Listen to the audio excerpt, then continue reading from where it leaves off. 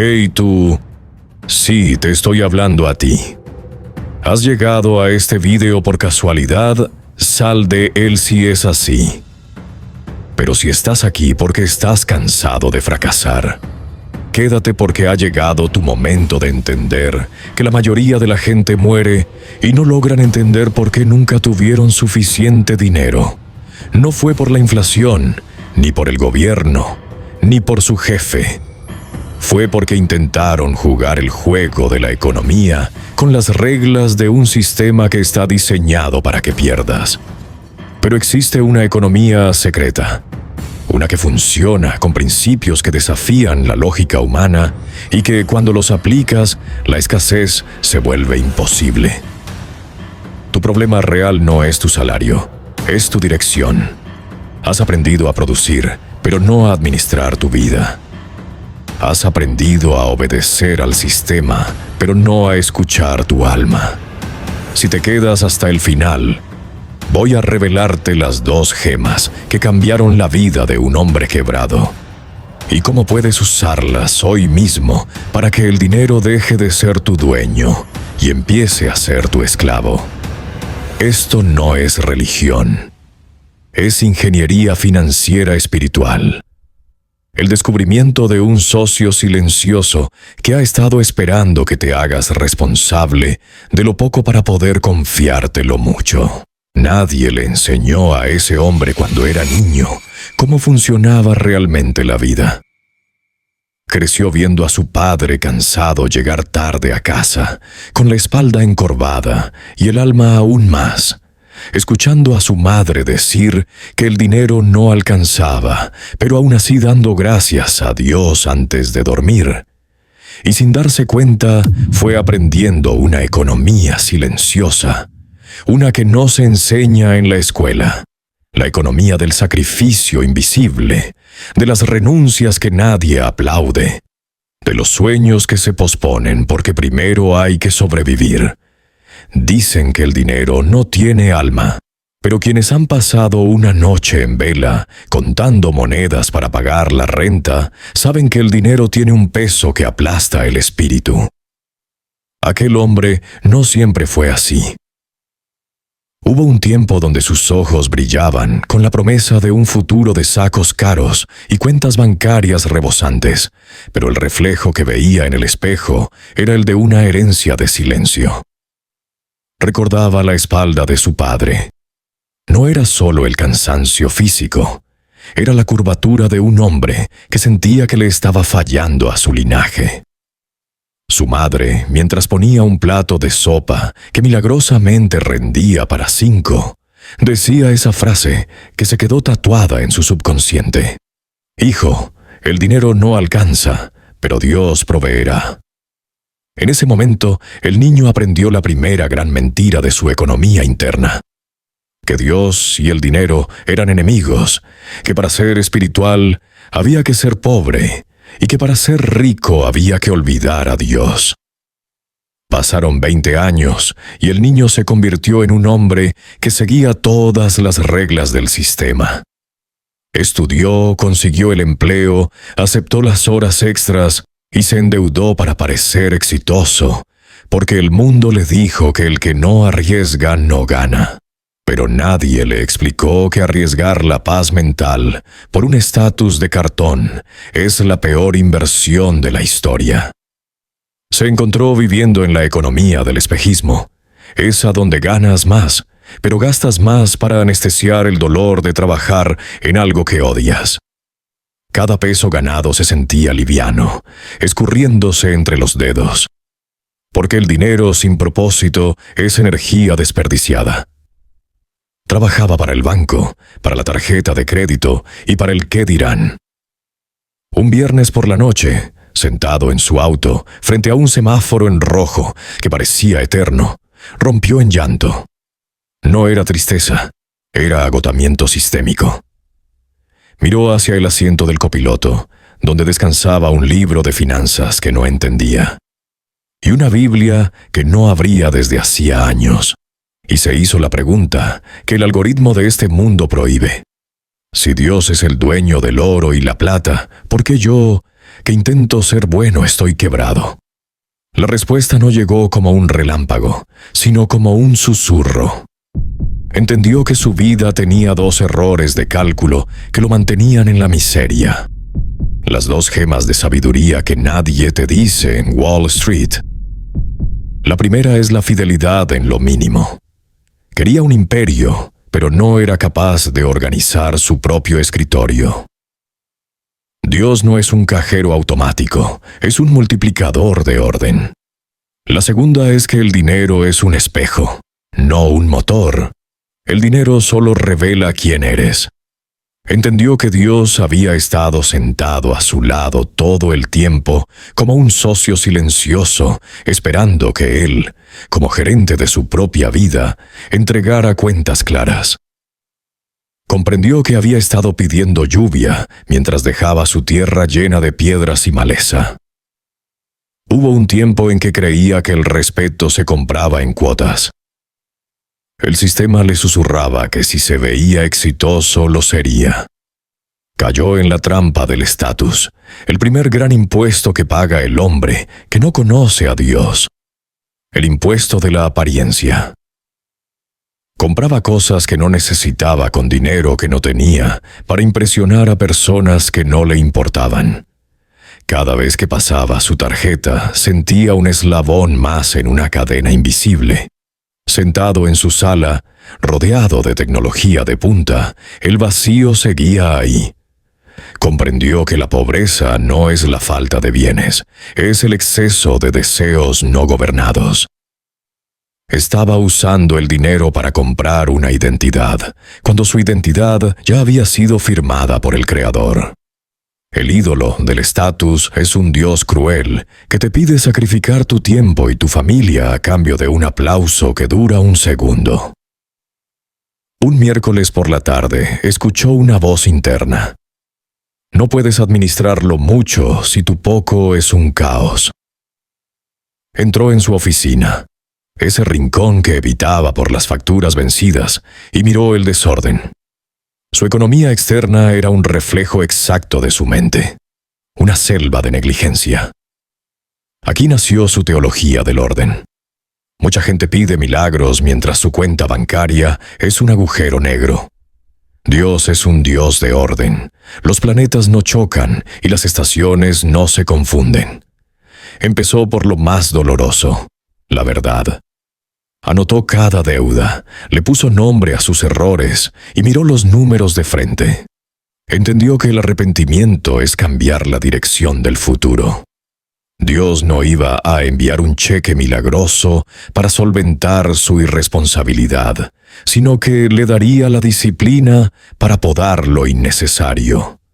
Dejó de quejarse por el salario y empezó a bendecir cada billete, usándolo con sabiduría. Dejó de ser un consumidor pasivo para ser un administrador activo. La gente busca el éxito como un golpe de suerte, pero él aprendió que es un proceso de interés compuesto. Cada vez que decía no a un deseo momentáneo para decir sí a una estabilidad futura, ganaba intereses. No estaba solo ahorrando dinero, estaba entrenando su voluntad. El dinero huye de las manos que no tienen dominio propio, pero persigue a quienes pueden gobernar sus impulsos. El carácter es el único activo que no se devalúa. Llegó el momento de la guerra contra las deudas. Las deudas son cadenas espirituales. Cada vez que debes, entregas un pedazo de tu libertad. Se sintió como un esclavo moderno bajo el látigo de un faraón llamado interés bancario. Declaró su independencia y decidió que no compraría ni un trozo de pan que no pudiera pagar en efectivo. Sus amigos se burlaron, pero él sabía que el que vive como nadie quiere vivir hoy, terminará viviendo como nadie puede vivir mañana. Dios le dio una voluntad de hierro. Pasaron meses en el desierto de la siembra. El entusiasmo se volvió rutina pesada. Y el hombre estuvo a punto de abandonar porque no veía resultados inmediatos. Pero recordó que no se puede burlar a la cosecha. El tiempo entre la semilla y el fruto es tiempo de fortalecimiento de raíces. Si el fruto llegara antes de que las raíces fueran fuertes, el éxito lo aplastaría. Entendió que la economía de Dios es una maratón de resistencia y empezó a celebrar las victorias invisibles. La falta de nudo en el estómago al abrir el correo y la paz familiar. En el momento en que menos le sobraba, el socio silencioso le pidió algo absurdo. Da.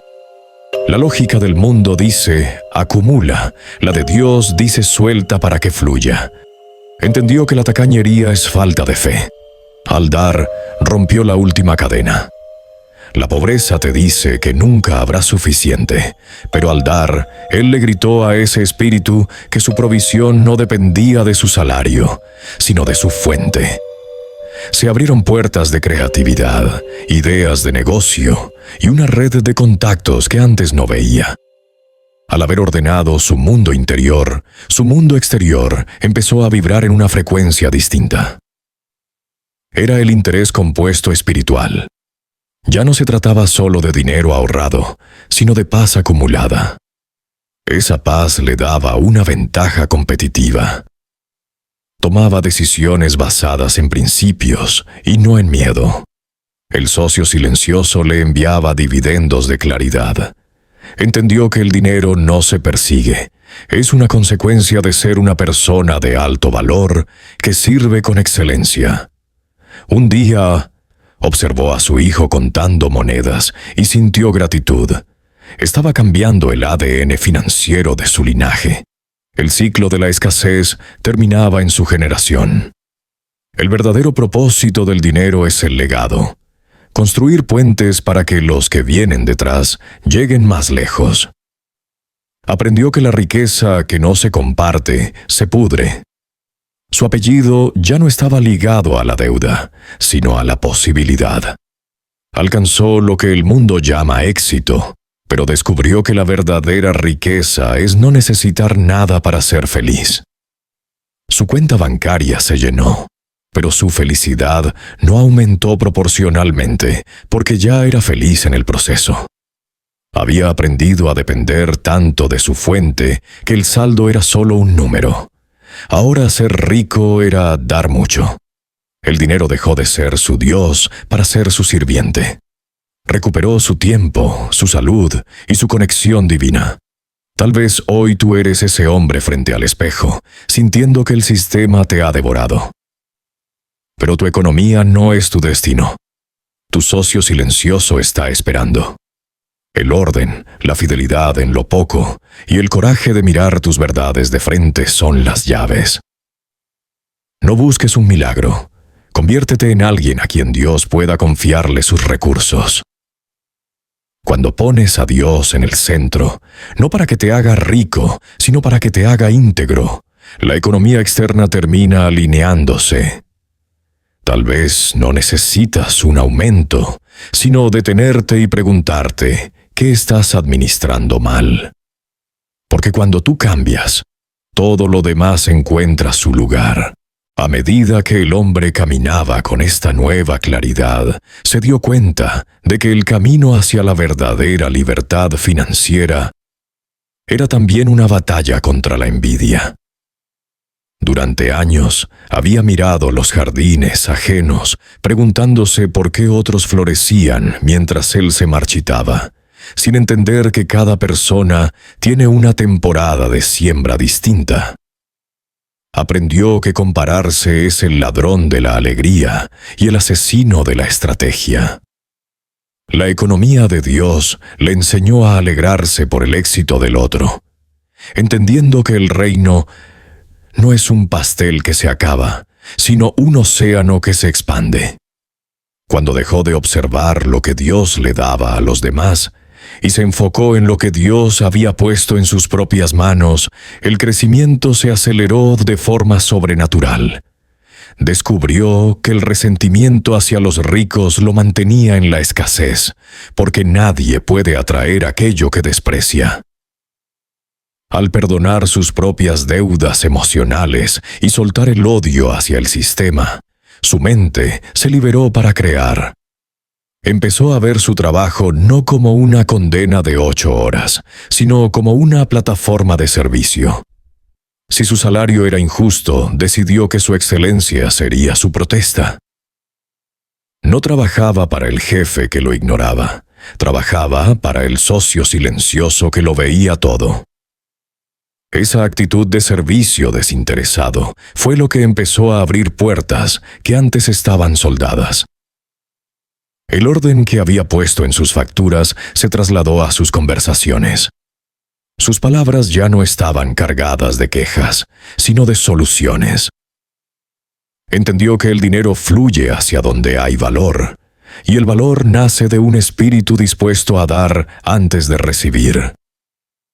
Sus noches de insomnio por miedo fueron reemplazadas por noches de vigilia, por inspiración.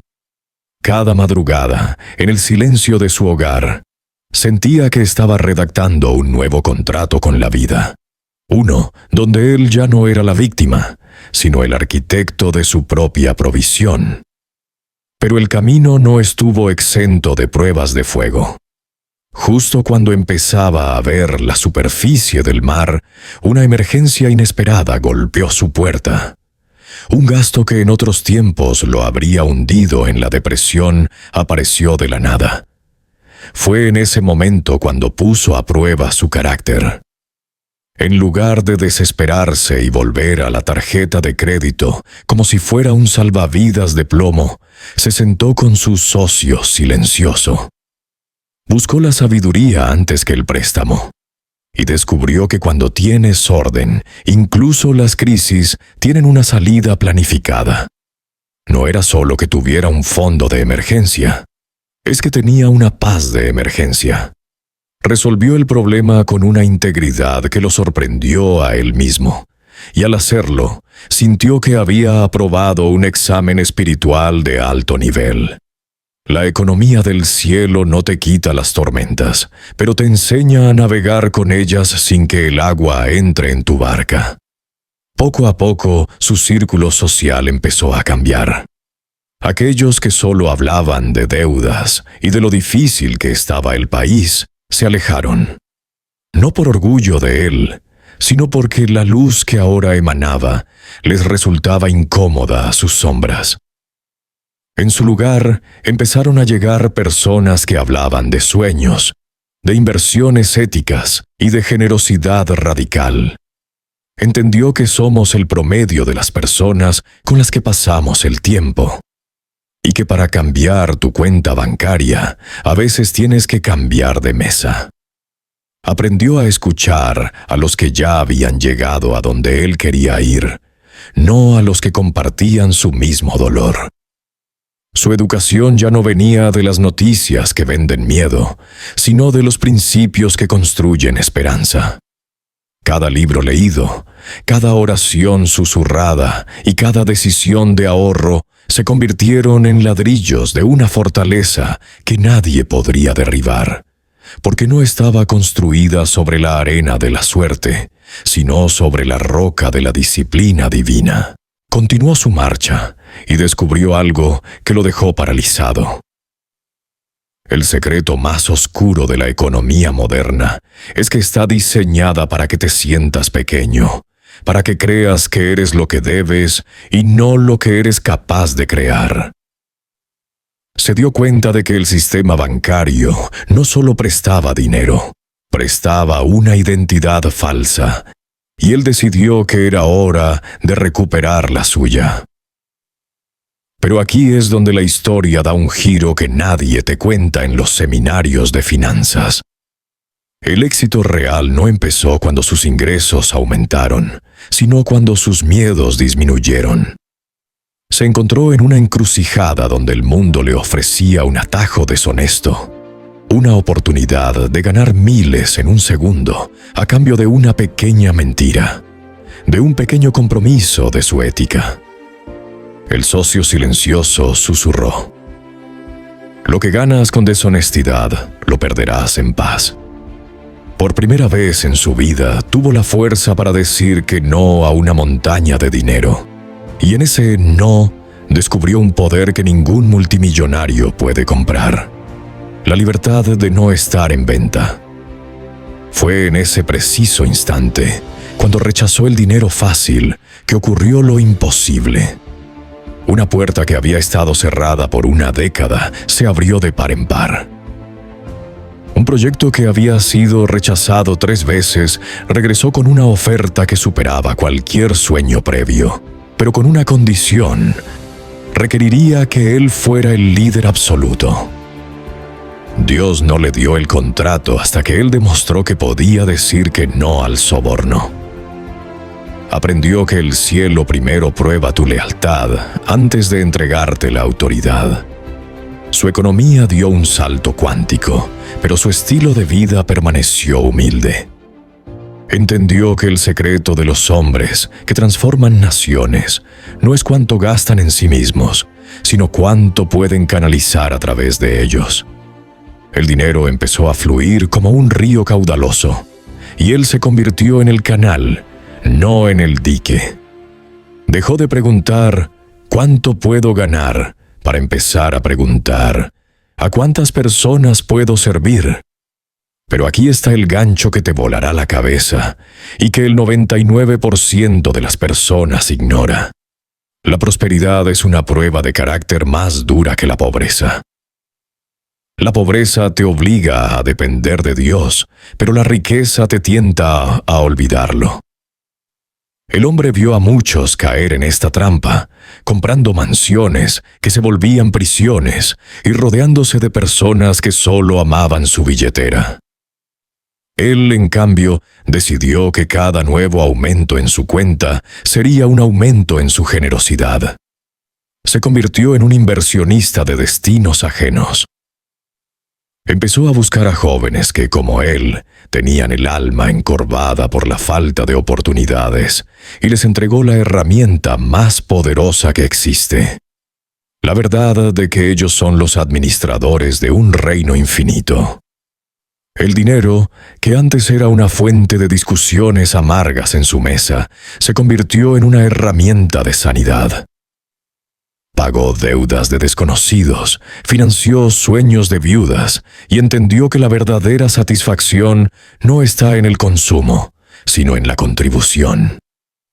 Se dio cuenta de que la economía de este mundo es una resta constante, pero la economía de Dios es una multiplicación exponencial.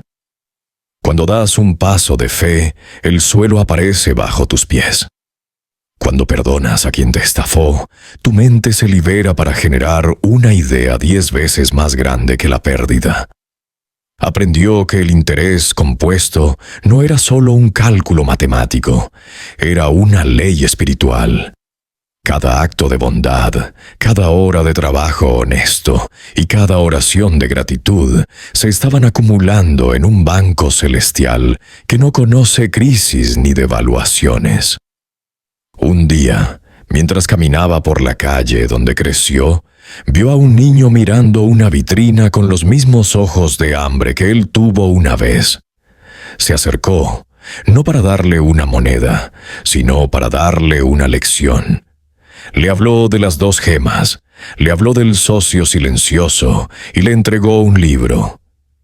En ese momento entendió que su viaje no había sido para salir de la pobreza, sino para llevar a otros fuera de ella.